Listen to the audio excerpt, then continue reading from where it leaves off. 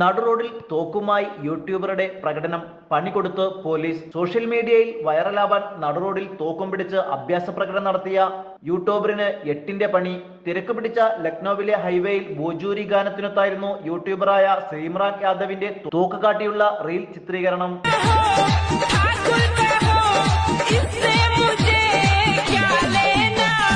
നൃത്തം വൈറലായതോടെ യുവതിക്കെതിരെ പോലീസ് കേസെടുത്തു.